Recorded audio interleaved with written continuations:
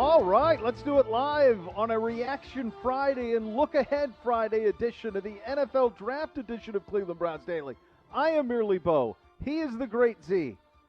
This was one of those things that was such a unique experience last night, my friend. Yeah. Because we haven't had to wait this long, and it felt like forever waiting for the pick. But patience paid off. And if you were to pick one player who we talked about the most that we were hopeful would fall, this is the guy. Like it happened again. This is the dude. It is the guy. We should do a little. I know Dane Brugler's coming at 2:30 for his victory lap. I reverse jinxed it in my last mock. I said, there's no way he'll be there. Won't be there. He won't be there. So we got to move on. And, of course, there it was. And, look, we started the show yesterday. I said, I got 2 words for you. I said, what did I start with? Linebacker? No. No. Edge rusher? Maybe. Wide receiver? No. And then I ended with cornerback. Let's go. Obviously, we've been telling you, pay attention to the scores, folks. Cornerback was at the top of the list. And I think if you were an objective observer of our roster or evaluator, you'd have come to the same conclusion that the great Andrew Berry and his staff did, and they were able to move in and get Newsome. And everybody we had talked to said there was a big cutoff between the top 4 corners in that next group. And now Eric Stokes went soon after to the Green Bay Packers, who said, yeah, Aaron Rodgers, let's try to make you happier with a weapon. We'll draft a corner in the first round. But it was where we were so lucky that the player we wanted matched up with our biggest need, and we were able to get him. And I know they thought about trading up to ensure that they got him. And in typical Andrew Berry fashion, so poised, he waited, he was patient, he let it come to him, and they got their guy. They were elated last night in this building. Elated. Yeah. That they got Greg Newsome, and he's now a member of the Browns. And now it's open. Now it's wide open. We'll get to round 2, throughout this program. But, yeah, that was an unbelievable night just waiting. And all of a sudden you're saying, Alex Leatherwood, 17, come on down. Yeah, come on down, baby. Back-to-back running backs in 2021 and come 24 and 25. Herbs. Keep them coming. Yeah, let's go. Najee Harris. Oh, yeah, they actually did it. And so you're sitting there and you're like, I never thought it would be possible that Newsome, JOK, Elijah Moore, Bateman were all on the board. So of the 3 positions of your – and not to mention, Owe was on the board. Ojulari was on the board. Rousseau was on the board. Tryon was on the board. Turner was on the board. Of all the positions you wanted, every name we bandied about potentially being there for the Browns were there. Yeah. And so you knew – It had just fallen right into Andrew Berry's lap. It's very exciting. Very exciting. It was, and I never in my wildest dreams thought he'd be there. I mean, that's why we started looking for other things that would be in play, whether it were wide receivers, potentially, elite trait guys at linebacker, whether it was JOK, maybe even receiver. We talked a lot about receiver. But if you go back to the consistent message that we've had, it was always corner. And his name was linked to us most. The last thing we said to Dane is he said, it's been Newsome. I've been having him. It's always going to be Newsome. He's the perfect pick for them. I've talked to Mike Renner about this at PFF. It was Newsome. That was the guy. I just didn't think he'd get there. Same. And then it became obvious that he would probably at like 21. You started to do the math and you went, oh, he's going to fall. And not only him, we're going to have options. So it's just a crazy thing. And it was a matter of just being patient, sticking to it, waiting it out, having a plan, and then executing that plan. So it was an awesome night, and you'll hear from him, Greg Newsome, he's a dude for sure. And speaking of dudes, the Prince of the City on the line with us now, the Hoff. The Hoff. What a night last night, Hoff. I got the Hoff shirt on. Gentlemen, Let's go. Gentlemen, it's great to be with you guys. What a night. What a night for Cleveland. What a night for Northeast Ohio. What a night for the Browns. Like, just to be able to sit back with your six-pack, watch the first 3 hours of the draft, which we're not used to doing. No anxiety, no stress, and then have the player you're looking for the whole night just fall into your lap without having to make any moves or giving up any draft capital. It was perfect. It really was. It was a delight. It was a delight. And Hoff, I think you and Jarvis and Bernie, what a trio, by the way, to help Raj kick the draft off. How fun was that for you? That was awesome. I mean, I have so much respect for Bernie. I love the guy. Like, gotten to meet him a little bit and know him on a personal level. such a wonderful human being, Yes. and to see the love and respect that Browns fans still have for him, even though he hasn't taken a snap in 30 years, is so special, and it's awesome. And it just reminds me of how great this Cleveland Browns fan base is, to be able to have that level of respect and admiration and fandom still for a guy like Bernie, hearing those Bernie chants when he was up there. It was so special, and it reminded me what was so special about being a Cleveland Brown, and like the connection to the past, the connection to the future there with Jarvis in the current. It was really an amazing night.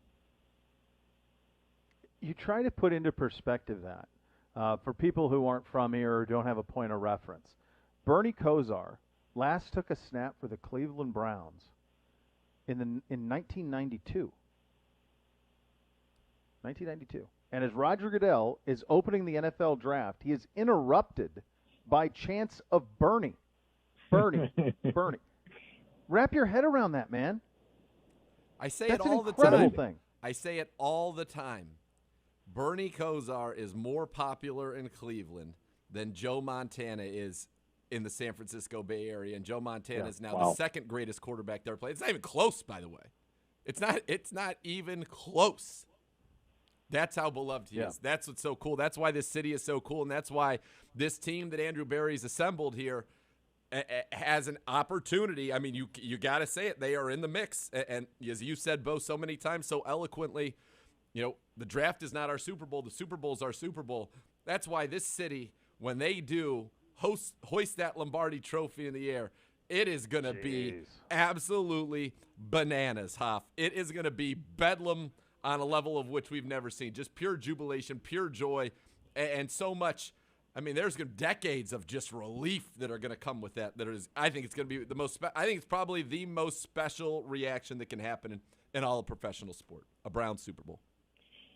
Yeah, it's pretty universal. When I was playing, we'd get a new guy that would come in, or we'd sign somebody in free agency, and I always try to take him under my wing. And we always had Halloween parties with the group and trying to just get the team together. And it was fun talking to those guys since I've moved on, and a lot of the players that have played for a bunch of different cities, different teams, and almost to a man, every single one of them says their favorite experience in the NFL was playing in Cleveland. And a big part about that was the franchise and about the team and just how they took care of the players, and they were always trying to make things better. But more than anything, it was the city, it was the fans, it was the way they felt welcome and embraced, and they felt the passion from the fan base. Because as hard as it is to believe, as popular as the NFL is, when you see these TV contracts, how many quadrillion dollars that the NFL partners are spending to have the rights for television, there's a lot of cities that if that team isn't winning, there's a lot of apathy, and they just turn it off. They just don't pay attention, right? I mean, I would say most of the franchises, if they're not winning, the fans just go do something else. In Cleveland, that's not the case. There's a passion that is born and bred in you from the day you were born into your crib and from the day you were weaned off your mommy's teeth. You are a Browns fan for life, and it does not matter what's happening. You are passionate, and you want to know everything about the team, and you cannot wait. You're dreaming all year long for those Sundays at First Energy Stadium when it looked a little bit like it did yesterday, a little foggy, a little rainy, a little cool, and that just excites the fans. That just energizes the fan base, and you saw it last night. When I was standing there on stage and I was looking out over the crowd, I could see First Energy Stadium. There's a few low clouds hanging over the big buildings downtown. I could see the Rock and Roll Hall of Fame, and I was like, I know they say Pasadena is like football mecca, right? When everyone goes to the Rose Bowl, they say this is the greatest football venue. And I was standing there and I go, I don't know, for a kid that grew up in the Midwest, I think this is kind of football heaven right here. It was so cool. On an NFL, it does. It was awesome last night. I want to run something by both of you guys because this edition of Newsome now, guys, and let's remember now, our entire offense is returning. Right? Our entire offense is returning. Odell Beckham Jr. is returning healthy. Our entire coaching staff is returning. We still have the rest of this draft, right? Including the second round, where there's a lot of skilled guys that are going to be available in this second round. Yeah. Defensively now with the addition of Newsome, and I may be missing somebody. I don't think I am. So far, Johnson, Hill, Newsome, Walker, Jackson, McKinley, Clowney. Delpit, Greedy. Right. Coming back from injury. That's 9. I mean, with those two. So when people 7. start talking about rosters, Hoff, that's a lot going on. Not to mention Billings, who didn't play last year. That's 10. That is 10 new guys. You're going to have 3 new starters on your D-line, plus a sub-package pass rusher. That's 4 up there. A new starter at linebacker, a new starter at the corner opposite Denzel, whether it be Newsome or Greedy, a new starter in the slot and Hill, and 2 new starters at safety. We might be playing 12 guys on D with my math, but who cares? That's not the point. The point is lots of new guys and talented new guys. It's exciting. I mean, Hoff, this is a complete overhaul. To me, from what happened yesterday, I mean, you add Newsome to the mix, and you talk about, and it's a great job out of Z to bring up guys who didn't even play, of course, with Greedy and Delpit. But you had Johnson and Hill to Newsome and Greedy and Delpit, and this is a group that last year was certainly among the weaker parts of this team and is now as strong as any position grouping. When you talk about back 7, as strong as anything we have. And I would say, if healthy, as strong as any in the league. You got to feel really good about the Browns' ability to look and say, this is our biggest weakness, and this is how we were able to address it. I mean, they addressed it in spades this offseason, and then not to mention the guys that are coming back from injury from last season. I mean, it'll be fun to really watch this group in training camp and see how it unfolds and see which positions these guys kind of fall into and become comfortable in, and how Joe Woods wants to use them. You know, he's a guy that obviously likes to run a lot of dime and nickel, and he likes to put a lot of secondary players on the field. It'll be really fun because there's a lot of talent. There's a lot of youth. I would say that's really the question mark for me, right, is you got all these young, talented guys, and how are we going to develop them? How are they going to find their niche? And I think that's going to be the fun storyline for me to watch during training camp, is just kind of seeing how these guys, like you said, I think they're going to develop into one of the best secondary units in the NFL, and that should unfold right in front of our eyes this year in training camp. If there's anything that Joe Woods knows, the reasons that Joe Woods has made it to becoming a defensive coordinator is his work with secondaries. Everywhere he has been, he has had a dominant secondary, sends multiple guys to the Pro Bowl. They're one of the top pass defenses in the NFL. And last year he didn't get to play his defense because, 2/5 of the guys that he was really counting on were lost on the same day at training camp a year ago. Now look, we could lose people again. You never know. But not only do we have that on the back end, you talk about up front, Joe, a front that's got Clowney and that's got McKinley and it's got Miles, it's got Malik Jackson, and what you can do there and the stresses that are put on a defense if Clowney lines up inside over the guard and Miles is wide 9 outside of the tackle, and all the stress that's going to cause for the line. And then, guess what? Maybe you end up standing up Tack McKinley right over the center, or you end up standing up, Clowney over the center with Miles inside and Tack on the outside. All of these things are going to work in concert with safeties that can blitz, and I think we have a chance to be a nasty D, and certainly one you don't want to get behind the sticks against. It used to be for the Browns, the talk was, our offense can never get behind the sticks, Hoff. We can't get out of that. We can't get behind the sticks. Now it's going to be like, let's get the other offense behind the sticks, and let's go. Sacks, turnovers, all of it. Let's go. Yep. Well, it's fun to think and hear you talk about those great defensive linemen that we have, the great pass rushers, and the flexibility that it gives Joe Woods to be able to move guys around, especially if you do get ahead of the sticks I guess it'd be behind the sticks from a defensive standpoint. We're at 2nd and 10, 3rd and 6, and now you're able to dictate a lot to the offense what you want to do to them, right? Hey, we want to play with 3 D linemen and 3 guys standing up, play a little bit more amoebic on the front. We want to play with all our guys standing up. We want to put all of our pass rushers on the field. We want to put Miles over a guard or a center and find those matchups. Like, you can do those things when you have great coverage in the secondary and you're able to stop them on first down and make them all of a sudden into an obvious passing situation. It really just, as a defensive coordinator, it's music to his ears because he's like, this is great. Now I can run the type of defense that I want. And honestly, any call on the sheet, it's going to work when you're in those situations and you've got those war horses out there. It's a remarkable thing. I can't wait to camp. I can't wait to see it. Go ahead, Z. It's just incredible that we have, I think, handled this with great calm and precision, which certainly is the Andrew Berry way. Yeah. But and look, it starts going back. We're not here without the draft of Baker Mayfield, Denzel Ward, and Nick Chubb prior to Andrew Berry taking over this roster when the Doors did that.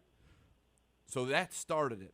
And then AB comes in and other moves. Even Sashi, to be fair. Which set that up. Brock Set that up. Osweiler. The Yeah. Brock Osweiler deal is why, Denzel Ward Right. is here. You go ahead and you think about the overhaul of the offense last year to mold it into exactly what Kevin Stefanski would want. And then this year you now have overhauled the defense to exactly what Joe Woods would want. And so, and by the way, Hoff, we've got the same offensive coordinator and defensive coordinator, same play caller on offense, same defense coordinator for consecutive seasons for the first time since I've been here in 2013. Continuity, that's gonna be talent, huge. Yep. Huge for the young guys, especially. That's the first thing that I think about, right? As an old head, you've probably seen a lot of different schemes and changing the coaching staff. Well, it's not great. It's not the end of the world, but that's critically important for a young roster because those guys are learning. They're still trying to figure themselves out within the offense or the defense. They're trying to figure out the basics a lot of times. And when you change it up, it's back to kindergarten for those guys. So to be able to kind of stack good year on top of good year and having the same coaching staff with the same scheme, that gives them such a leg up on the rest of the teams, and it gives them an opportunity to grow and maximize their potential.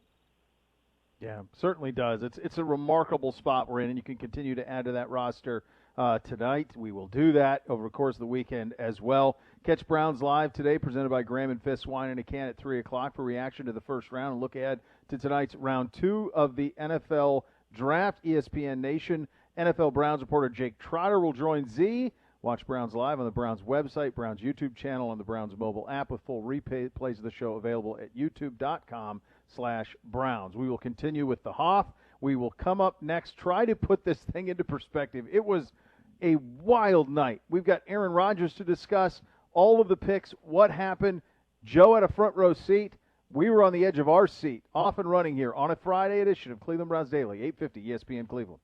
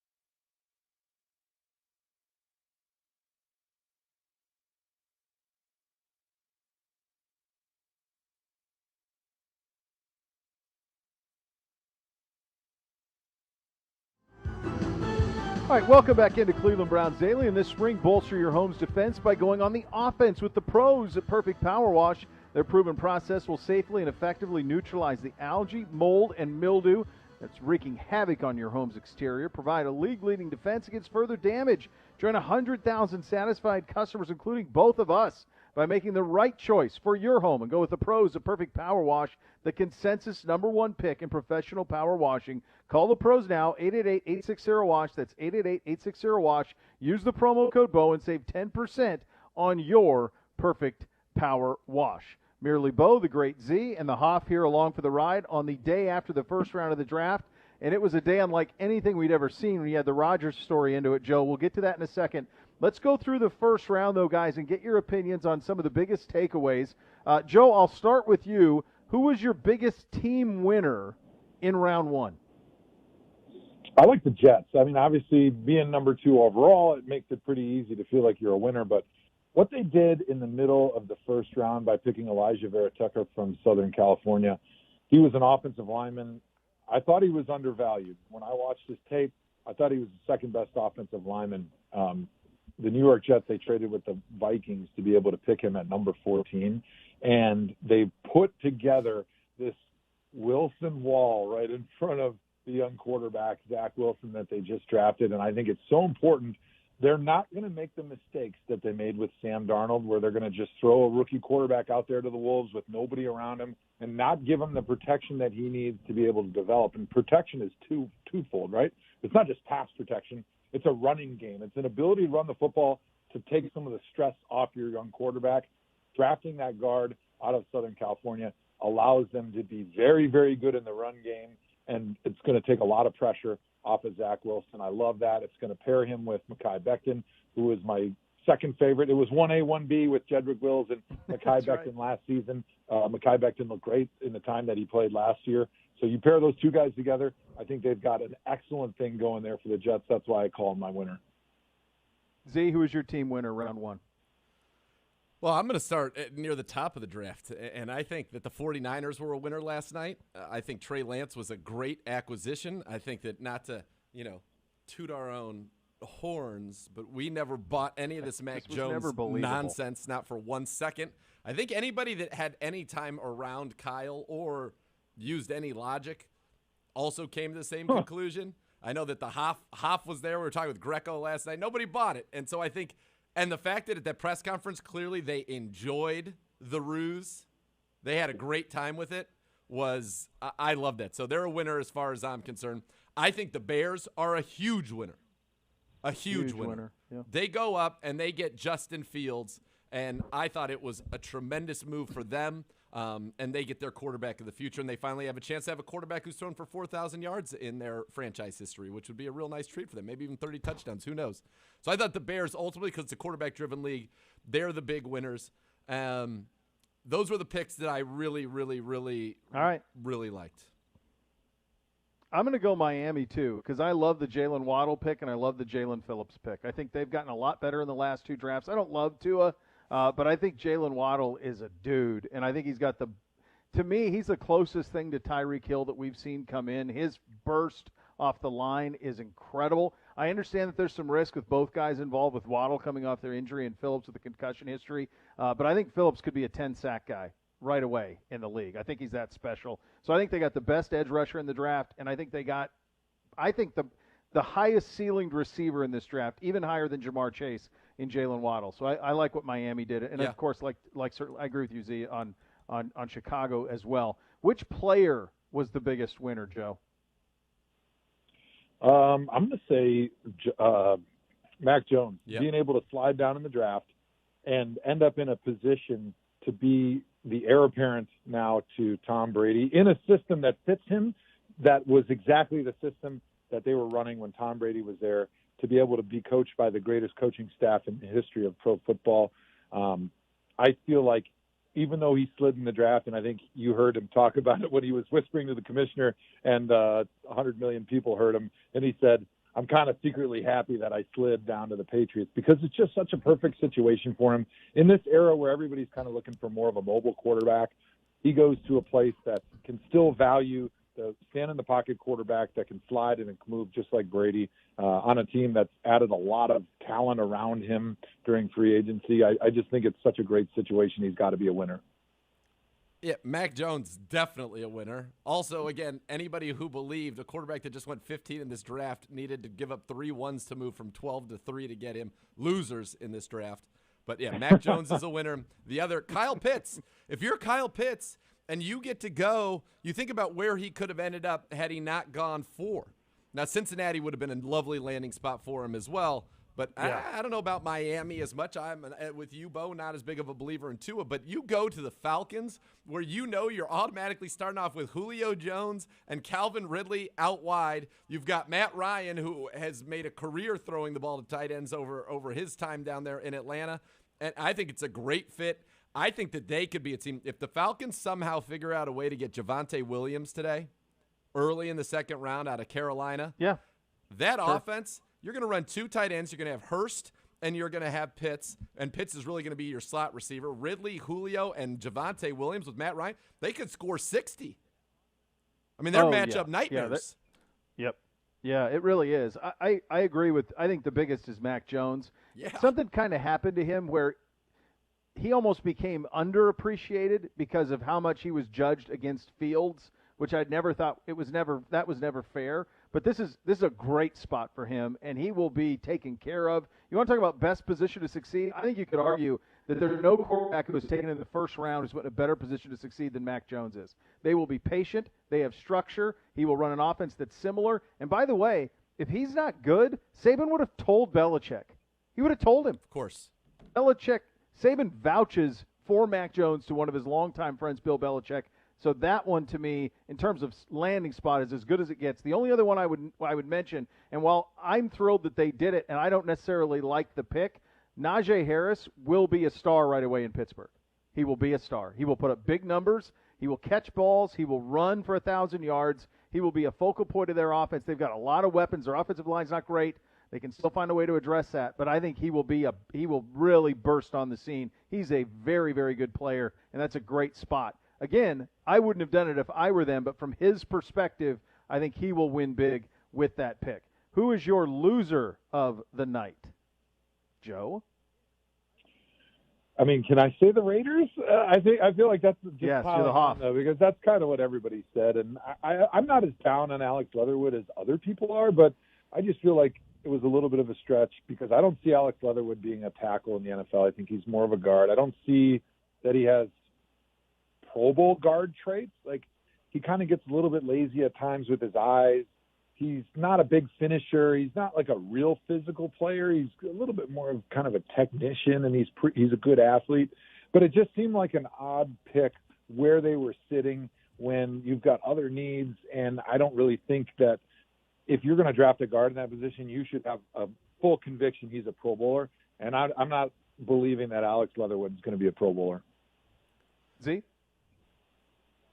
I think the Cowboys got a very good player in Micah Parsons, but it was one of those worst-kept secrets that they wanted one of the top 2 corners, and they were swiped out right from under their noses. Now, they did a good job to move back, pick up a third, and get Parsons, but I don't think that's what they wanted to do. And once I said this last night on the show, I think they're going to be a team that will aggressively go after either Stephon Gilmore in New England or Xavier Howard in Miami to try to bring a corner in, and maybe that's why they picked up that third. So I don't think that they were pleased with that. The other one, the Giants, I think it ended up working out pretty well for them getting Tony, but they wanted Devontae Smith, and the Eagles jumped them. So I think teams, when you have kind of who you're set on, your heart set on, and they get taken right in front of you, there's no worse feeling in a fantasy football draft. So I imagine in the NFL draft where the stakes are much higher as in your career, that's not fun either. The only thing I don't know about Parsons is, like, I mean, how many times are you going to be in 3 linebacker sets? And they already have 2 that are entrenched. So, like, what are you doing with all these linebackers? Also a great question. It's just kind of a weird spot on that front. I'll give you 3. I think the Packers are the clear losers, and we'll expand on this in a second in terms of the position they're in drafting a corner. And I think that to me, they're as big a losers as it gets, even including the Raiders, who just – I mean, they did this 2 years in a row. It was Arnett last year and Leatherwood this year. Like, they just seem rudderless. I think the Broncos lost. in this. I think the idea that you think Teddy Bridgewater and Drew Lock when Justin Fields is on the board. I mean, come on, don't overthink it. You're not winning anything with those two guys. You had a chance to get, I think, the Deshaun Watson of this draft, and you didn't. And the other guy, from a personal standpoint, while I like the pick from their perspective, and it makes sense from their perspective, Rashad Bateman will not put up stats in Baltimore. And if he was on a team, guys, I think he could have been a number one receiver, legit number one receiver. And he's going to go to a place where, I mean, I think about Michael Thomas all the time. If Michael Thomas doesn't land with Drew Brees, does he have the $100 million? The answer is no. And his circumstances in Baltimore, he is not going to catch 100 balls in Baltimore. Like, it's not happening. So from his perspective, now he will be their number one or 1A, but they just don't throw it well enough.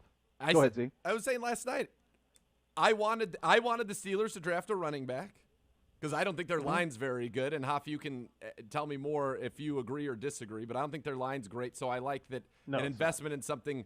Look, you get a good line and a good scheme. You look at Kyle Shanahan, you can plug anybody in there. Yeah, you've used your most valuable resource on a running back that's not going to be behind a great line. Now, he's a good player, can catch the ball. I think he's going to add something to their offense that was not there a year ago, but I don't think it solves what truly ails that offense. And I think they have massive needs on defense. With Bateman, look, you couldn't get a single free agent wide receiver to sign there. They got Sammy Watkins at the end of the day, who has not been productive even in Kansas City because all the top-name guys, and they went after all of them, don't want to play there, because they've got a quarterback and they have an offensive style that is not conducive to big numbers. Look, if you draft Bateman in the first round, draft Hollywood Brown in the first round, great. You want to throw up 40 times a game as the Ravens? Nothing would make me happier as somebody who has to play, be a part of an organization that plays the Ravens twice a year. What scares me is Lamar Jackson in space, J.K. Dobbins in space, play action over the middle to Mark Andrews, much more than Bateman or even Hollywood Brown, even though they're very talented. Hollywood Brown was pretty darn good with Baker Mayfield at Oklahoma. I think Hollywood Brown would be great here. I think he'd be great. Yep. So that's, to me, almost a little bit of a waste of resources for both of those, putting somebody in a position that their team is not necessarily built to be the best with. Now, I do think Owe for the Ravens, a great Ravens pick, such traits, such tools. That could be a very interesting one with their second. But you tell me, are the Ravens better today with Owe and Bateman than they would have been with Bateman and Orlando Brown? I don't think so. Yeah. No. Orlando Brown was a good player. Yeah. Let me tell you, for all the poo-pooing of Orlando Brown that we got around the combine because of how slow he was in his 40, dude played good ball, especially when he had to move over when Ronnie Stanley got injured and he was playing Ronnie Stanley got hurt and he played left tackle. He showed he's got the foot quickness and he's got the length and the strength and the technique to be a legitimate Pro Bowl left tackle in the NFL. And, to let a guy like that go, that's tough. I mean, I know I'm a little bit biased towards the tackles, but I don't think you're a better team with Owe, especially because I think Owe is a very, very good prospect. He's not polished. Like, he's a very, very athletic project. And now the Ravens have historically done an outstanding job taking guys that look like football players that maybe don't fit necessarily in other schemes because they're kind of that tweener. Maybe they're in between a defensive end and a linebacker, or they're in between a defensive end and a defensive tackle, and they find a position to be able to get a one-on-one battle, and then those guys win on a consistent basis. And so I think they've got a history of developing a guy like an Owe, but tomorrow, I don't think they're a better team. No. Real quick before we get out of here and get on to the Aaron Rodgers story, guys, I got a little stat for you that's pretty remarkable. The 2019 LSU-Alabama game in Tuscaloosa, which LSU won on the way to the national championship, produced 16 first-round picks. Unbelievable. Not 16 draft picks. 16 ones. That's just amazing. Think about that. The Big 12 did not have a first-round pick not as one. a conference. That's Texas, Oklahoma. I mean, this is heady stuff. Like, this isn't nonsense leagues. This is the Big 12. It did not have a first-round pick. That game between two teams had 16 so far, and there will be more because Stingley will be a top 5 pick next year. The corner out of LSU, he was in that game. So there will be more next year. They could have upwards of 20-some first-round picks who played in one game. First-rounders. That's incredible. There are conferences that don't do that. Listen, I think we've seen a pretty seismic shift. Now, you could also say, Oklahoma were, 2 years removed from them having back-to-back number 1 overall picks with Baker and Kyler Murray. But you're seeing such a seismic shift to the SEC. I mean, it's SEC here. Is Big Ten ACC? Are they? Big Ten's probably they're the next two. Yeah. They're the next two. But it's mostly Ohio State, and then Wisconsin, Iowa have a ton of offensive line talent that comes in. And Michigan sends a but ton there's of no people. question. Every year there's a Michigan guy taking early. The last 10 years, though, what Alabama and LSU have done to separate from a total talent standpoint. And Georgia. Alabama had 6 1s. Alabama had there were 3 first-round quarterbacks. And how many? 6 first-round receivers in that game? It's unreal. 5 first-round receivers in that game? Absolutely crazy.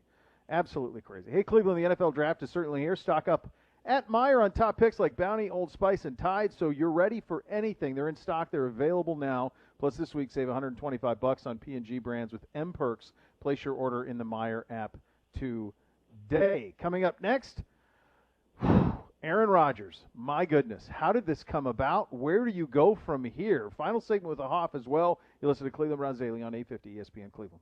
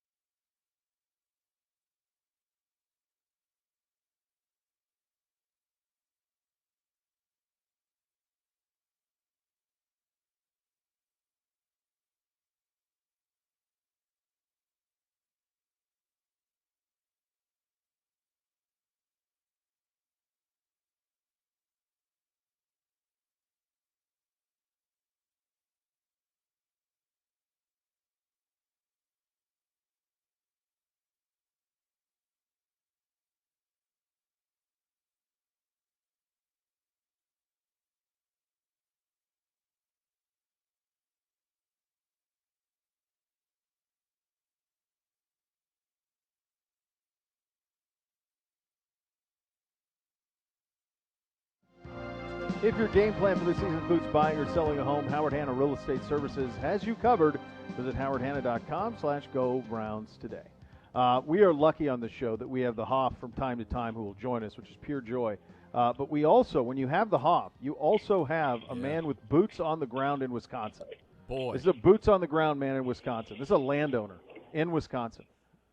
Aaron Rodgers news happens yesterday, Hoff. Your reaction is what? Well, first of all, we're about to start our show in Cleveland, Ohio, right outside of First Energy Stadium. Kind of expecting most of my texts to be blown up with all my Cleveland buddies. But what happens? All of a sudden, right before we go on, text messages from all my cheesehead friends going, "What did you hear about Aaron Rodgers? The Packers aren't trading him, are they?" I could not believe that we ended up spending like almost the first entire hour of the show talking about Aaron Rodgers drama. And the fact that the report is he will not go back and play for the Packers, and they've said that they're not going to trade him. I mean, how about dropping that bomb on draft day if you're Aaron Rodgers? How do you guys think that happened? Do you think – this is my theory. You and I were talking about this on Browns I like Live. your theory. I think maybe been in a break. My theory, Joe, is that this – and by the way, this is the play-by-play voice of the Vikings where this originated from. So that comes out, and That over the part's course of the still morning, strange. Yeah. which is strange. I mean, can you imagine like Jim Donovan breaking news? Now, I wouldn't put it past him that like Roethlisberger was quitting. Like you're just not a place you think you'd get it from, but that's how it happened. So my theory is that this news started to break, and the light immediately shined on the 49ers, and it was they are incompetent. They don't know what they're doing. They're desperately flailing at the Packers, trying to because they can't decide on a quarterback, so that it's a panic call to the Packers. And my theory is that the 49ers said, whoa, whoa, whoa, we're not having that. We didn't initiate. They initiated. We called because we were told to call, and you can't blame us for calling on MVP. By Rodgers. And then once that happens, by Rodgers, not the Packers, Yes. by Rodgers. And then once that happens, Rodgers' camp says, yeah, now go, confirm. Schefter goes, and then it like wildfire. And at that point, if you're the Rodgers camp, you're saying the best opportunity to trade him is today, before the first round. If you're from the Packers' perspective, that's my theory, Joe, on how it happened yesterday. I buy it. I like that theory. I think it's got great Yeah, I merit. like that theory. I mean, you've got when Florio says I have unimpeachable sources, Yep. that means it's Aaron Rodgers. Aaron Rodgers or somebody that is that His close agent. to Aaron, his agent, right, that is speaking for Aaron Rodgers. And that's the direct quote from Florio, an unimpeachable source. That means it's a primary source. So I agree with you. I think that's likely. The 49ers, like, wait a second, we knew what we were doing all along, but Rodgers said call and we'd be crazy. Just like I think The MVP. every team in the league, would be crazy other than, a select handful maybe to say, okay, let's get Aaron Rodgers here. Let's at least explore this while we sit here, especially a team like the 49ers who have the third pick. I agree with you. I think the Niners were saying, wait a second, because now we're saying, wait, they didn't know who they were trading up. They're fighting. Now they're panicking, and now They they're look going like to try to bail out, buffoons. which is, again, didn't feel like anything we had talked about from a Kyle standpoint at any point during this. Right. So I like that. I think you are right. I also think he thought, how do I this right now can dominate the news cycle, and you give a deadline because the draft is starting at 8 tonight. So you're dominating the news cycle. It's everywhere, and maybe you can feel like the pressure of the moment and knowing, all right, if I'm the Packers and I call his bluff, which that was the wording that was coming out of Green Bay last night, was that the Packers are calling his bluff. You're trying to force them into just go. And they've known about it. They've flown out there to repair this. You have Wingo saying that he was promised he would be traded. The Packers crushing that report, saying that is absolutely not true. I think he was trying to use the pressure, the fact that it's the number one story, the draft starting. There are going to be teams now calling, saying, we'll give you our picks, take this, take that. Give us Aaron Rodgers to try to pressure it to happen. Because now I think you're in more of a stalemate situation. And look, if you're the Packers and you say, okay, you're either playing for us or go ahead and retire Aaron Rodgers. Aaron Rodgers can retire. He can go host Jeopardy. That doesn't help the Packers. Getting zero compensation for Aaron Rodgers does not help the Packers. Now, does Aaron Rodgers feel a little bit like a diva in this situation? A little bit. But, I mean, they went to the NFC Championship. He was the MVP. But clearly, there are things. I think the decision to kick the field goal, I mean, if you watched him on Jeopardy, I think that may have been it felt like the ultimate sign of disrespect. And I don't want to play. Nine of their last 10 first-round picks have been defensive players. The one offensive player was a quarterback they traded up for. And the defensive players they took, Joe, they are not crushing it. They have not crushed it. It's a lot of Demarius Randall, Clinton Dix. There's a lot of guys who are no longer there, and they weren't stars. They weren't what they were drafted to be. How do you see this ending? Well, I think it's kind of funny that, there's a lot of people that are a little bit split in Wisconsin. Out of my people, like, there's the camp that thinks Rodgers is a diva and he should just shut up and play. And then there's a lot of people that they're kind of like me. They're like, hang on a second, let's pump the brakes. Let's not forget who started this. A couple of years ago, Aaron Rodgers wasn't saying I want out of Green Bay. He was saying, give me all the weapons that I can because we've got a team that can win a lot of Super Bowls. And all of a sudden, what did they do? They went and they said, no, let's wait. We're going to just draft your replacement and, spend those valuable, scarce resources that we have right now on somebody that won't help you whatsoever. Oh, and then, by the way, this year we're going to draft a cornerback when what you're saying is we need weapons. And so it's one thing after another. And I totally get his frustration and him getting to the point where saying, screw this. Like, I'm tired of trusting you and listening to you guys, and you betray me. Like, how many times do you keep betraying me and I listen to what you have to say before I become the fool for listening to you anymore? Yep. It's Denver, isn't it, guys? Isn't it Denver?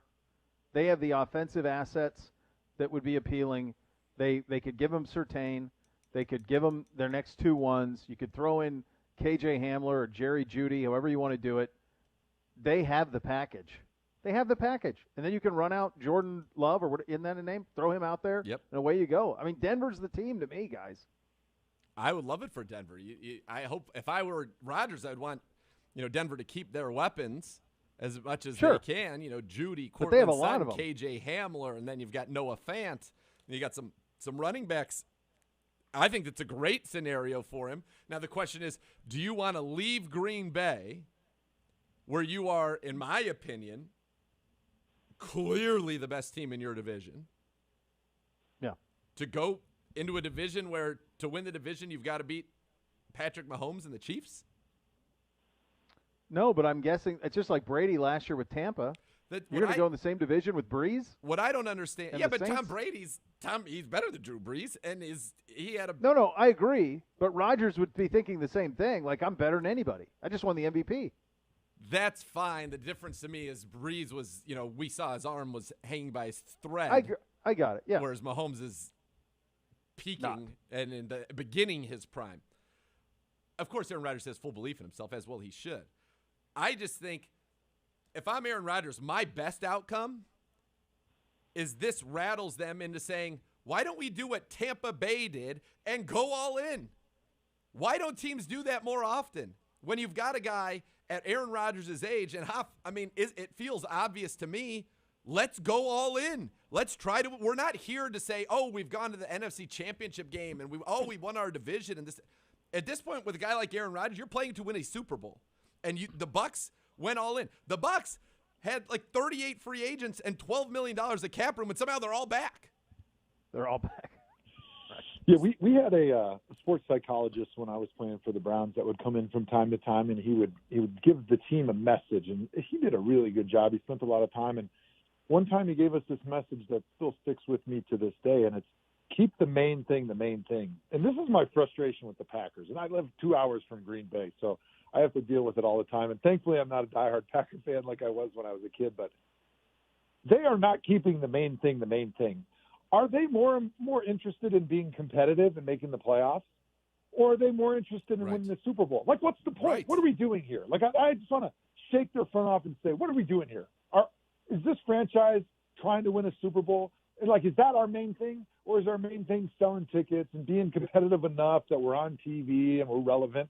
Like, if they want to win a Super Bowl, you go all in when you have an Aaron Rodgers talent. You do what Tampa did. You do what Denver did when they signed Peyton Manning. Like, that is the NFL. When you have an opportunity, you have a window, you have the quarterback, you go all in. You don't take any of those resources and save them for the future. It's exactly the same philosophy, only on the flip side, as what the Browns did when I was there my last couple of years. You don't have a chance to win the Super Bowl, so let's not waste draft picks. Let's not waste draft capital and salary cap space trying to get good enough just to sell enough tickets. Let's save those, push them down the line so we can have a good run of good years and get some good draft picks. And then we spend those money when we have Baker Mayfield, we have Odell Beckham. Now we put a defense together. Now we can make a Super Bowl run. But, like, let's not forget, it's all about the Super Bowl. And the Packers have forgotten that. Yeah, they have. Joe, what do you expect tonight from the Browns? 3 picks, 1 in the second, 2 in the third. Well, they're in a great position, like we've been talking the whole time. Like, they can take whatever player they want on defense that's the highest rated on their board, because that's really their only position of need. I'd love to see them take also maybe a backup offensive lineman so they can kind of start getting that guy ready to potentially play down the line. I think it's a good strategy to always kind of be drafting a mid-round offensive lineman and give him some time to develop, especially when you have a great offensive line coach like Bill Callahan. I think one name I'm going to be watching is Nick Bolton, who's a linebacker from Missouri. I think he could be a guy that might be sort of a really good fit for the Browns, and he could get into camp if you get him, and all of a sudden he could become a star down the line. So it'll be interesting to kind of see what happens, certainly, but I'd love to see them maybe pick somebody in that linebacker position, and then hopefully somewhere in there maybe a backup offensive lineman. I want speed at wide receiver, Huff. I want toys. I like our linebackers, Huff. I do. I think our linebackers are good, and we're gonna have 3 safeties out there all the time. Give me somebody who can run some jet sweeps and some bubbles and take the top Rondale off the Moore. D. Yeah, or Elijah Moore. Let's trade up for Elijah Moore. What do we need an extra third and a fourth? Give me a Moore. For? Give me a Moore. Little Diane. All right, you changed my mind. Let's go speedy receiver. Let's go. Come on, Huff. Let's go. Hoff, awesome seeing you last night, buddy, on the thing, and it was just such a cool thing to kind of see football back and to see you be right front and center of it, my man. Great talking to you today. Look forward to your broadcast tonight on the NFL Network. Hey, guys, thanks for having me on. It's always fun. All right, that is the great Joe Thomas. Fastest hour whenever the Hoff drops by. Always is. You'll hear from our new cornerback, Greg Newsome. He will be on the program coming up next. You'll listen to Cleveland Browns Daily on 850 ESPN Cleveland.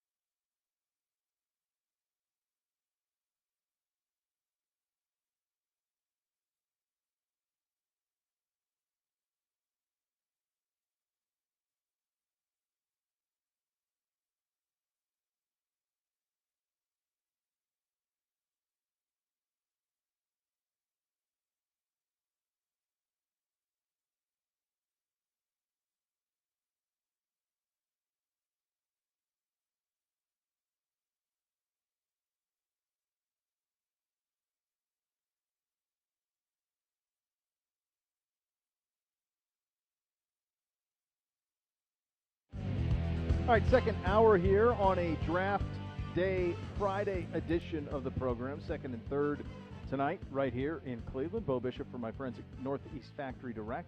If you're sick and tired of your outdated kitchen, it is the perfect time to go get an upgrade. And when you do, you're going to want to go see my friends at Northeast Factory Direct. High quality, name brand furniture, hot tubs, half the price of the fancy retail stores.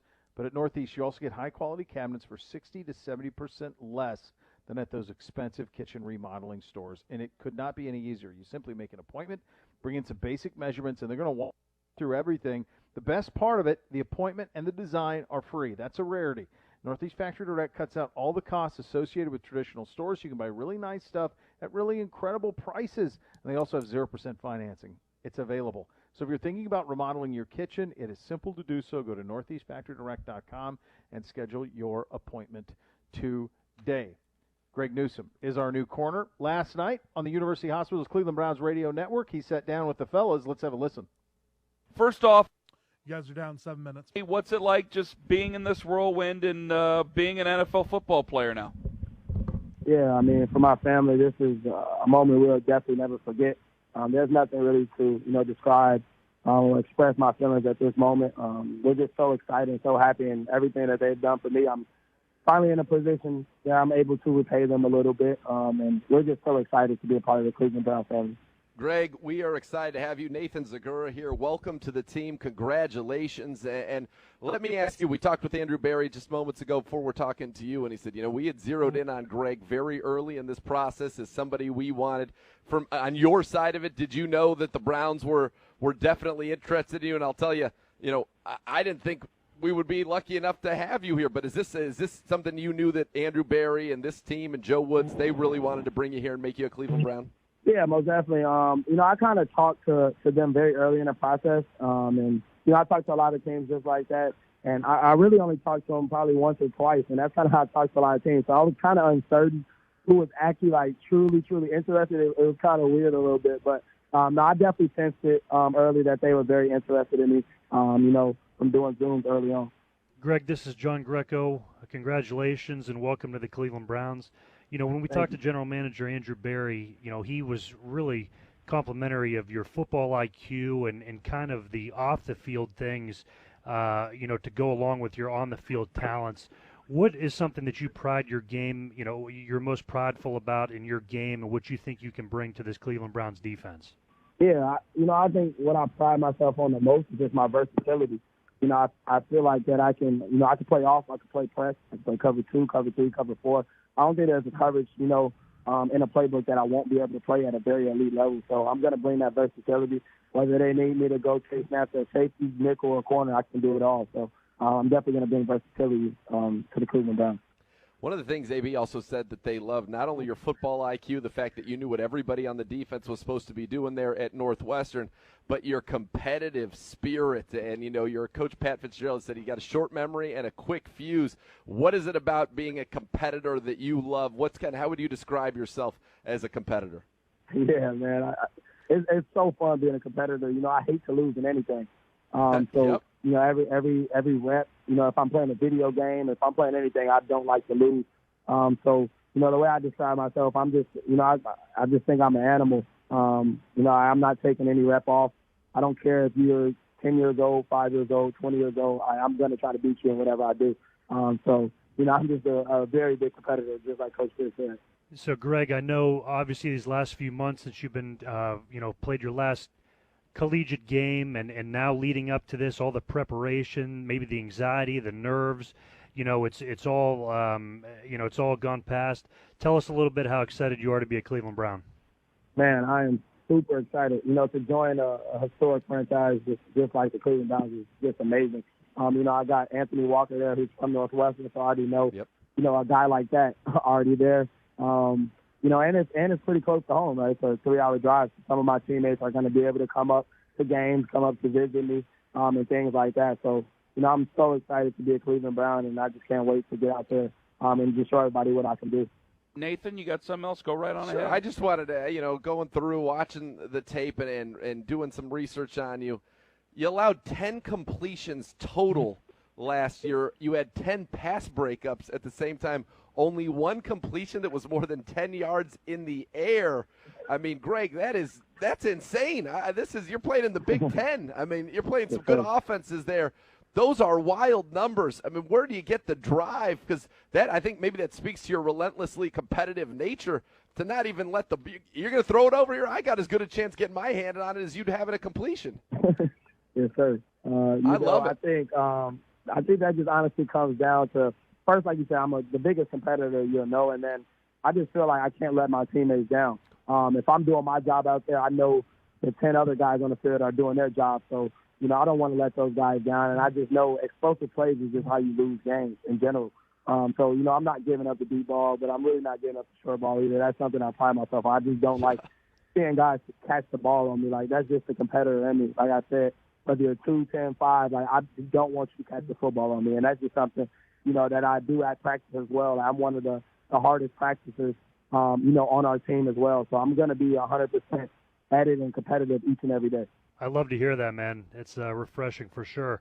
I just wanted you to comment real quick. What has been your, the most memorable or your favorite part about this process leading up to tonight right now?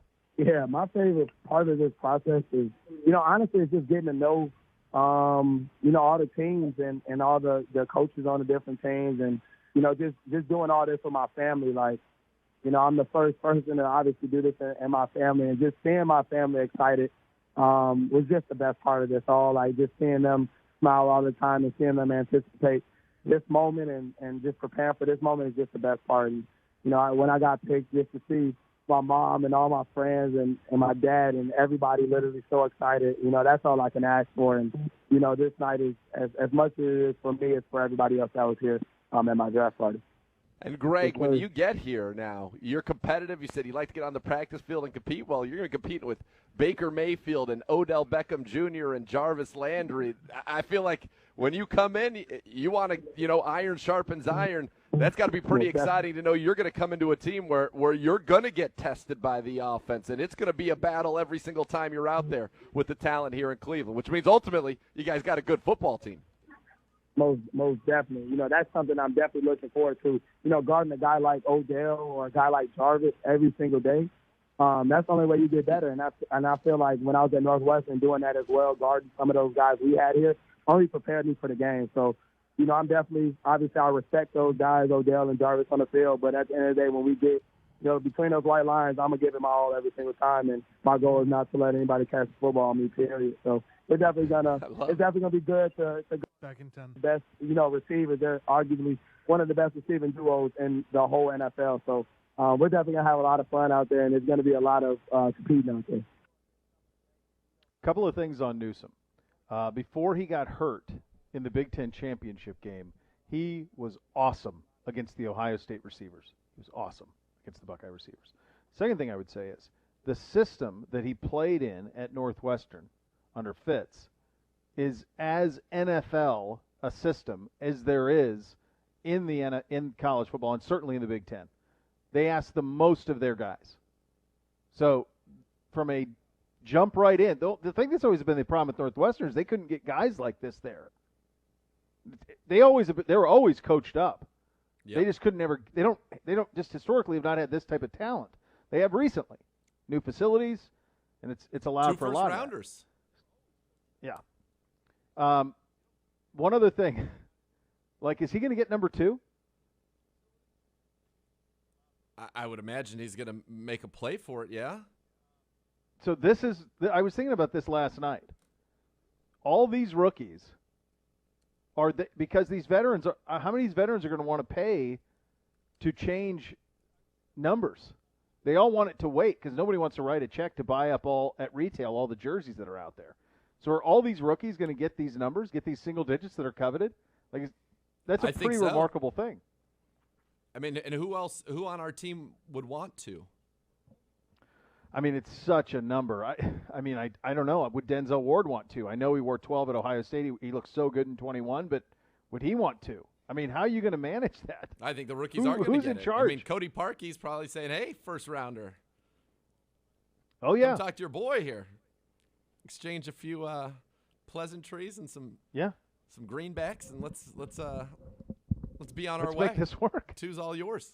I was thinking about that last night. Like, all these rookies, like Jamar Chase is going to wear number 1, I know, for the Bengals. No one's ever worn number 1 for the Bengals in the history of their franchise. Wow. So Jamar Chase is going to wear number 1 for the Bengals. I have a few number 1 jerseys in my stable of Jeff George. Warren Moon? Warren I Moon. thought you meant Warren Moon. Cam Newton. Yeah.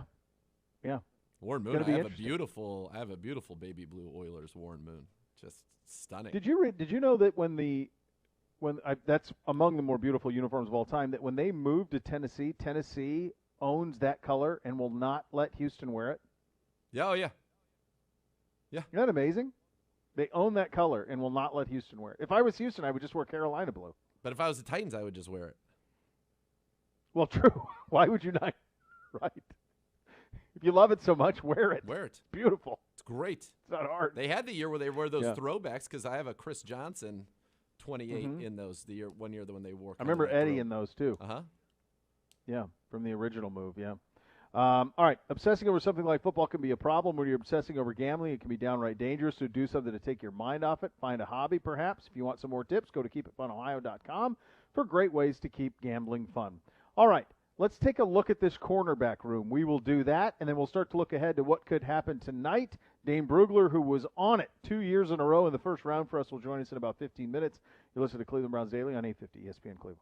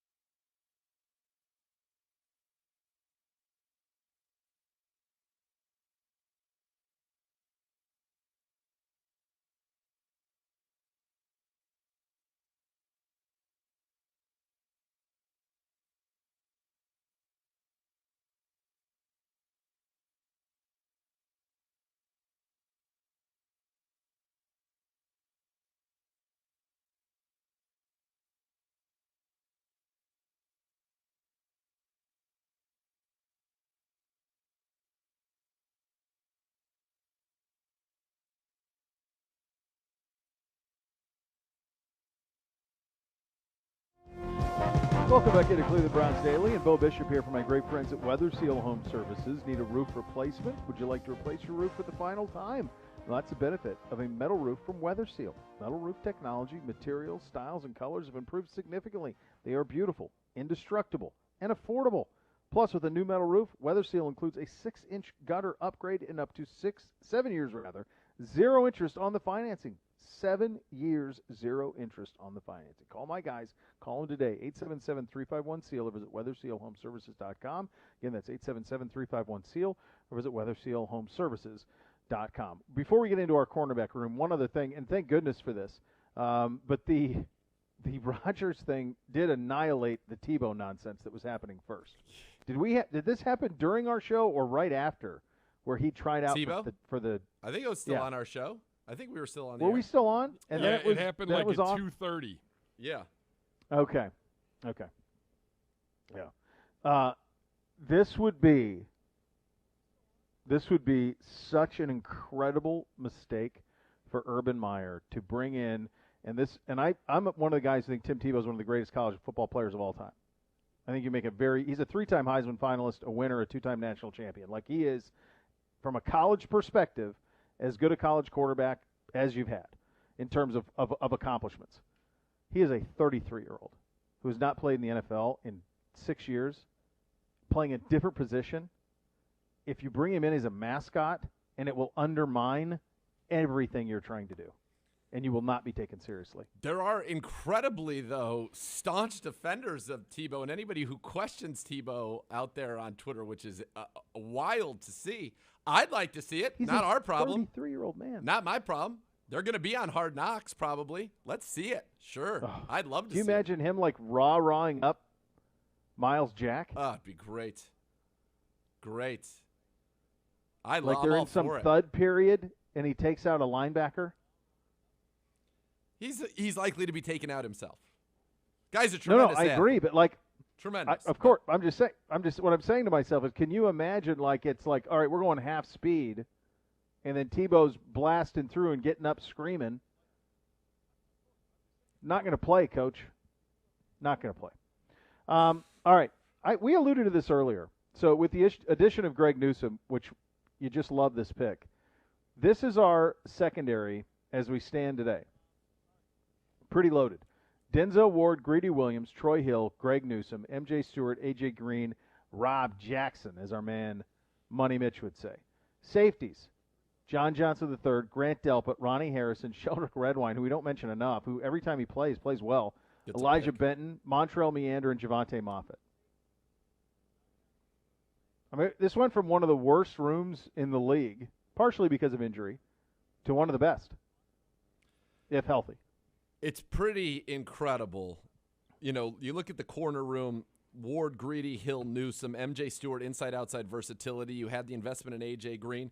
Could I see them still going maybe in the third round?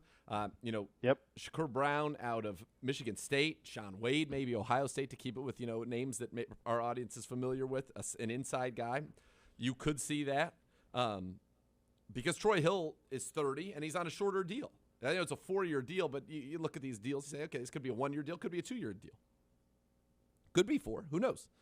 I like that. You got 5 that you can count on. M.J. Stewart, a former second-round pick. And you look at this, Hill plays at a high level. Ward, first-rounder. Newsome, first-rounder. Williams, second-rounder. M.J. Stewart, second-rounder. And Hill has proven what he is in the NFL. And you got John Johnson. You got Delpit. You got Harrison. You got Redwine. That's a great quartet. Benton and Moffett are guys that they like very much from a developmental standpoint and can play on special teams as well. You're good back there. I mean, you're good. I still think if you could add a guy who's maybe a safety slot hybrid type of a guy, they would be interested in that. There's some very good ones to Elijah Molden. That would require going corner. Would they do it? Maybe. So probably not. Go for it. Yeah. It's Add possible. to it. It's possible. But this is a very good room. You have 5 guys here who have started games in the NFL, and then Greg Newsome, who's a first-round pick that you believe in a major way.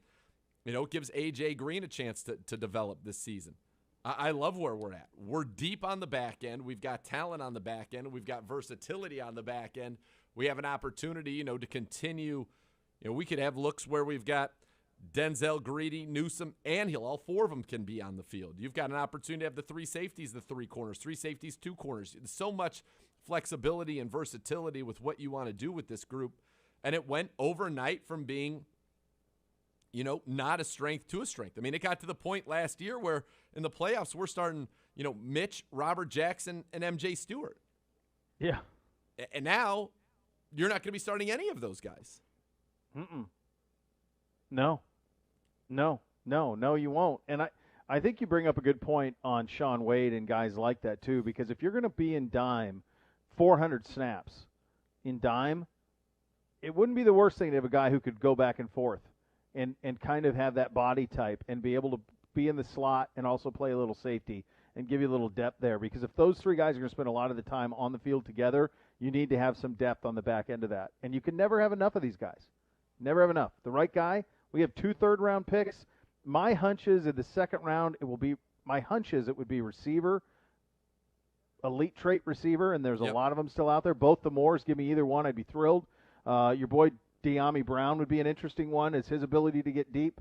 I think some of those guys will be very interesting for us. Sure. Yeah, for sure. But there are some guys in the secondary that ought to pique your interest as you continue to add at that spot, and you can't have enough of them. You can't. So it's remarkable, though. This is truly remarkable what's happened in the secondary here. It is.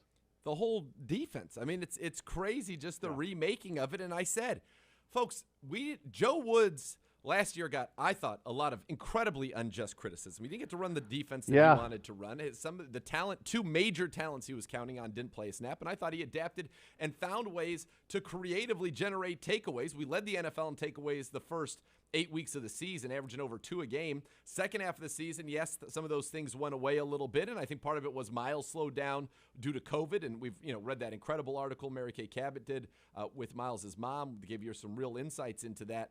But then in the playoffs, he dialed up again. You need picks against the Steelers week 17. You get him. You need picks. 5 turnovers in that game. You get a pick late from Carl Joseph against Kansas City that you think sets you up down 5 with 8 minutes to go to maybe take the lead against Chad Henne and the Chiefs at that point. But it was not to be. But now we've given Joe Woods what he wants.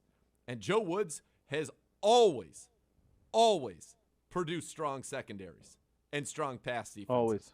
Always. Last year was the exception, and now the talent's there. Now it's all set up for it to happen. That's why we walk around. The guy is smiling ear to ear. He's the happiest person in this building. So happy, man. We talked with AB last night. I said, "Are you, Joe Woods' favorite person on the planet right now?" He said, and AB, I don't know. Yeah. Yes. Yes, you are. You are. You certainly are. Yes. Yeah, I just don't think. I hope our fans are aware of how much Joe Woods had to make up chicken salad out of you-know-what, because that's what he did last year. And now he won't have to. That line when he was on with us a couple weeks ago where they played, 470 snaps in dime, and we played 17 or 16, whatever he said. I remember it was 400 and some to the teens. That was the ratio in terms of what he wanted to do and what he had to do. Well, next year he'll be able to do what he wants to do. Hey, Cleveland, the draft is, of course, here. Stock up at Meijer on top picks like Bounty, Old Spice, and Tide. So you're ready for anything. They're in stock and available. Plus, this week, save over $125 on P&G Grands. With M-Perks, place your order in the Meijer app today. Our good buddy Dane Brugler, who nailed it with Greg Newsome. Yes. We'll see if he can nail it in the second and third rounds. 2 years in a row, by the way, in the first round for Dane. It's a good job out of him. He's coming up next. Cleveland Browns Daily, 850 ESPN Cleveland.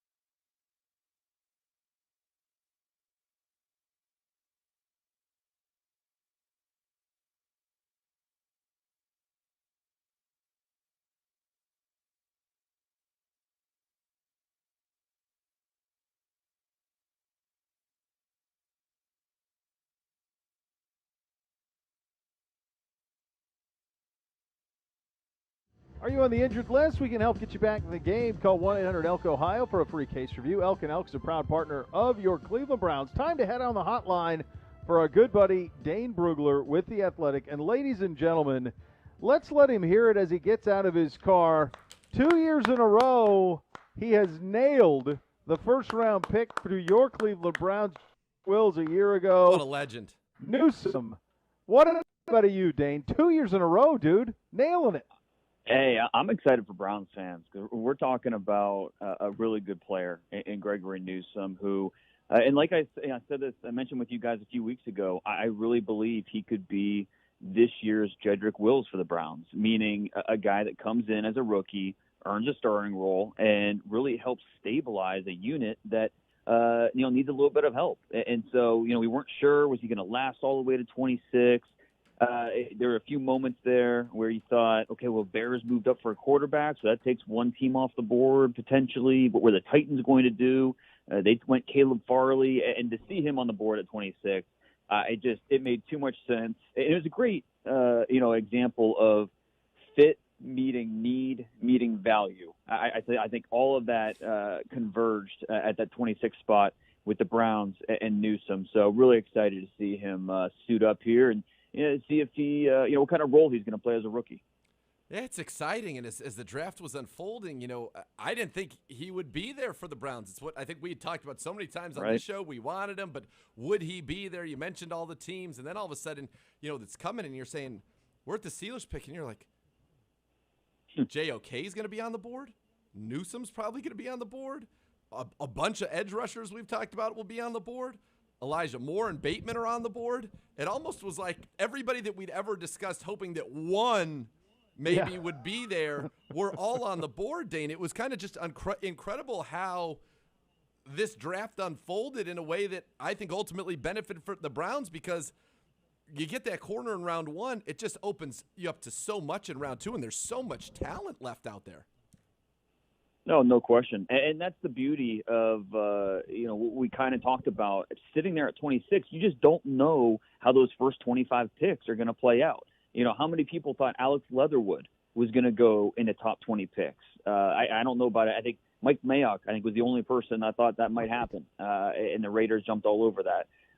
We just don't know those first 25 picks. And so really interesting, once we got down into the 20s and kind of like you were saying, these players are coming off the board and you're looking at best available and you're seeing, okay, Usu Koromoa and these wide receivers and okay, but Greg Newsome, he's still there. Will he make it to 26? And, he was a top 20 talent for me in this draft. And so I thought that, even though there are, none of these guys are perfect. And so when you look at Newsome, you wish that, some of the durability stuff, that wasn't there, and so hopefully he can stay on the field. You want to see him convert some of those passes defended into turnovers and be more of an impact player there. But when you just look at the full scope of what he offers, the athleticism, the size, a very young player, we know age matters to this team. The FBI, the football intelligence, when you put that all together, to get a player like that at pick 26, just a really impressive thing. And in some ways, it kind of reminds me of, Byron Jones when he fell to the Cowboys in the late first round, 5 years ago. I think he was picked 26 or 27, something like that. And, has been a top 5, top 10 corner at different points throughout his career. So there's a lot to like about Greg Newsome and how he's going to impact this team as a rookie. And in terms of his ability to, and unfortunately, Greedy didn't play obviously last year with the injury, but in terms of fighting for that spot opposite Denzel, I would think he would be more than up to that challenge, and which only benefits all of us because it's just competition. Yeah, exactly. And, a guy that's he started from day one when he was at Northwestern. So true junior, still just 20 years old. But he's been starting for 3 years, and he was a big-time player in Chicago, and then at the IMG Academy. So he's used to going out and competing, and being a guy that is around other talent. So I have no doubt he's going to come in and really push for a starting role. And you see him; he's probably going to play best outside, especially in this scheme. I think that's where he plays best. I thought he was on tape at Northwestern at his best in zone. But, he looked comfortable in man. I call him a route magnet because when you watch him on film, he has a good sense of route combinations, what the offense is trying to do, and he stays ahead of plays. And he has the reactive athleticism that he can recover if he does have a misstep. So there's a lot about Greg Newsome, including the intelligence that I think will translate to the NFL pretty quickly. Intelligence, that competitive nature as well. And just talking to him last night, this guy hates losing at anything. It doesn't matter what it is, and I love hearing that. I love people who hate losing, and Greg Newsome certainly fits that bill. So you get Newsome now, Dane. Where are you looking here in round number 2 for the Browns? Pick number 59, and how tempted are you going to be to say, we've got this extra 3, we've got this extra 4? There are a lot of big names still on the board. I think some surprising names still on the board that, maybe the Browns are tempted to go up and make a move. Certainly. And when you look at it, there's some pretty good corners still out there. So, that's obviously, we don't think the Browns are going to go with another corner, but that could potentially knock some other good players to you in the later portion of the second round.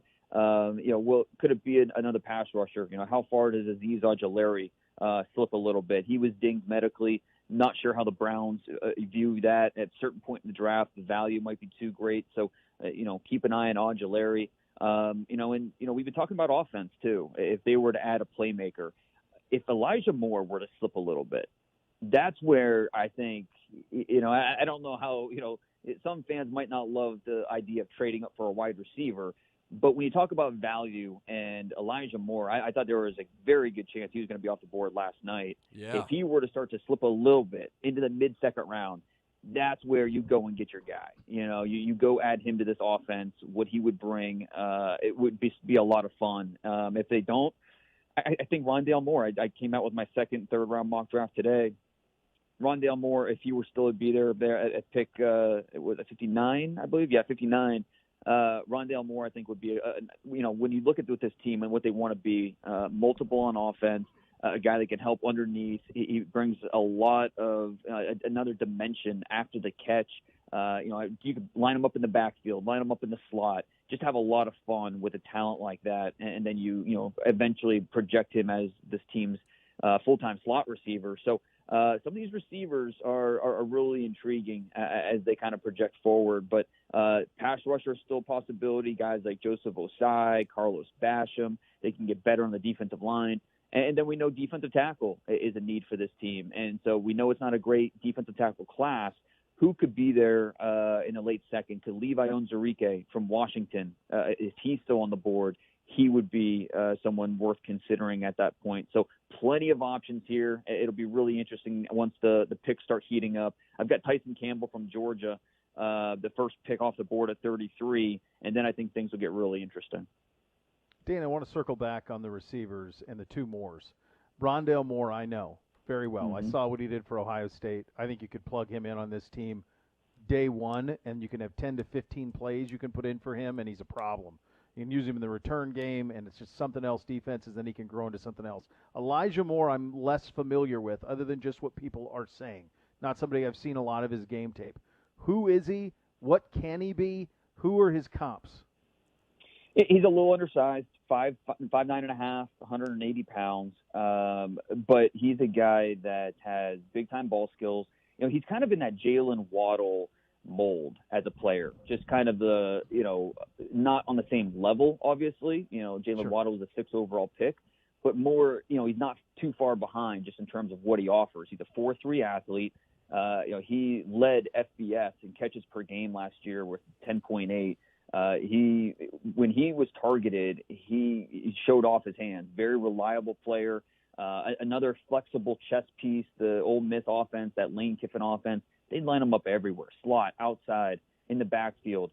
He can win downfield. That's what I think we see more on Elijah Moore's tape that we don't necessarily see on Rondale Moore's tape, is the ability to win downfield, track the football, a lot of sluggos on his tape. And so Elijah Moore, I think, can be a 3-level defender or a 3-level pass catcher, stress the defense in different ways with that speed and those ball skills. So doesn't have the size, but there's a lot that Elijah Moore has going for him. And really, I'm very surprised he's still on the board at this point. I'd be all in. Let's go get him. I would be all in for that if it isn't Elijah Moore, because I think that would certainly necessitate a trade up for the Cleveland Browns. Who are some people at the receiver position in particular? Take the Moores out of it. I think our audience at this point have heard those names and they're quite familiar with them. But who are some people outside of those two that would be intriguing speed options or slot options, as you said, for the Browns, around 59? Well, if they could decide to go in a different direction, just in terms of the type of receiver, those Elijah Moore, more undersized guys. Terrace Marshall out of LSU is kind of the opposite, where he can play inside or outside, but he'd be that big slot receiver, 6'2.5", 205 pounds. His medicals were dinged a little bit. That's why I think one of the reasons he's still available to be drafted tonight. But a guy that easily overlooked in that LSU offense behind Jamar Chase and Justin Jefferson. But he had double-digit touchdown catches each of the last 2 years. He's a guy that has speed, 4.40 athlete, has size, needs to be a little more nuanced with his routes, but a guy that has a lot of natural traits that you want to develop at the position. So that certainly makes sense. And then one of my favorites this year is De'Ami Brown out of North Carolina, 6'1", 190 pounds, the best double move receiver in this draft. He can win vertically. His tracking skills are outstanding. He averaged over 20 yards per catch each of the last 2 years at North Carolina, 21 total touchdowns.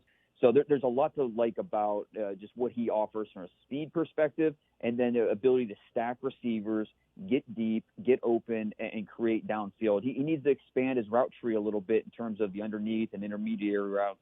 But a guy that can consistently win downfield, a proven downfield threat, that's De'Ami Brown. All right, Dane. And by the way, now is the time, because everybody knows these guys in the first round. You want to talk these late round guys, this is when Dane's Draft Guide, The Beast, comes in handy. Yes. Check it out, athletic.com today. You want to know everybody, where they're going to be. And you, by the way, and let's get to your third round mock as well. I can't stress this enough. Like Dane has nailed our first round picks the last 2 years. Nailed them. And we picked at 26. That's right. Okay, so I need to retire. Just walk. That's it. Yeah, I'm good. I'm good. Costanza. That's pretty good, buddy. That's it. I'll see you later. How about your third round? 2 picks. And again, Nathan and I can't see any scenario where we draft 9 players because we don't think there's roster spots. So one of these could be a trade piece here. But as you have it mocked, what do you like in the third round for us?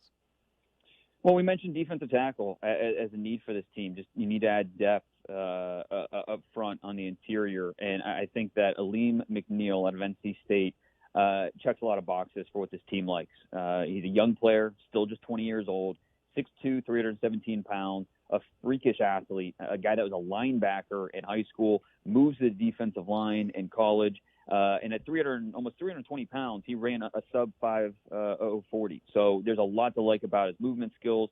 Probably better as an under tackle, or that 3 technique over the B gap. He played mostly nose tackle, so he has that experience. But let this guy be a 1-gap penetrator. Let him get up the field. I think Aleem McNeil is definitely a name to keep on the radar. Bobby Brown as well out of Texas A&M. Another guy who I think checks a lot of boxes at the defensive tackle position, could be in the mix there. And then I went with Kendrick Green out of Illinois with that third round pick. We look at it, Brown's offensive line, and it's absolutely a strength to this team. But at some point, the interior, you're probably, going to have to, get some, young blood in there, some young depth, guys that you can see eventually be starters. And Kendrick Green is that guy, 6'2", 305, a really twitchy athlete. He is made for a scheme like this with the Browns. A lot of movement. His feet are balance outstanding. The body control is terrific. So I think that when you look at what the Browns could potentially target there in the third round, if they want that interior offensive line depth, Kendrick Green would make a lot of sense out of Illinois. If they're looking, we look at this line now, and you say, okay, you got Jed, you got Conklin, Chris Hubbard is still here, but Kendall Lamb left. Is there a swing tackle who could maybe develop into a starter that you would be eyeing maybe with one of those 2 third-round picks if it's not an interior offensive lineman, if they stay on the O-line but go look for more of a tackle? Yeah, I think that's a great call, because this is an offensive tackle class that we're going to see a lot of offensive linemen drafted tonight. I think there was like 20 or so in my second and third round mock draft that I posted today. So we're going to see a lot of offensive linemen drafted, specifically offensive tackles. This is kind of the sweet spot for a lot of intriguing guys this year. You know, guy like Walker Little out of Stanford, who missed this past year as an opt-out, missed the entire year before with a knee injury. 2 years of development we're just missing. But go back to his 2018 tape, and he was on a trajectory for a first-round pick. So Walker Little, how far would he fall? He could be in that conversation as a guy you bring in and develop and can be that swing guy. Brady Christensen from BYU, that athleticism that he offers, I think will fit with this team, could potentially be looking for. James Hudson out of Cincinnati, another one of those guys, 6'5", 313, good athlete. Played mostly tackle, but I think he can move inside at guard as well, so it gives you a little bit of versatility. That's Gibbe's guy. Smith. Hudson is Gibbe's guy. He's doing a victory lap in the studio. He mocked him to the Browns in the third round. That's his guy. Wow. Loves him. Hey, what a day. He's a good player. He's only got 11 starts. I mean, he's a young player. Still needs to develop in certain areas, but a guy that's 6'5", 315 pounds. He's a former defensive lineman, so he's still kind of learning offensive line. Type of guy you draft in the third round, you develop, and I think he could be a starter in this league. Love it. I remember Gibby saying he liked that he started on the defensive side of the ball. That was part of his extensive research. Gibby watched a lot of tape. A lot of dancing film. around Dane. This is unreal. He's just prancing. Dane, you just made his whole week. Get Andrew Dane, Berry you're the on best, song. man. Thanks, buddy. Appreciate you. All right, guys. Enjoy tonight. All right, that's the great Dane Brugler of the Athletics. Still so much more to come. You're listening to Cleveland Browns Daily on 850 ESPN Cleveland.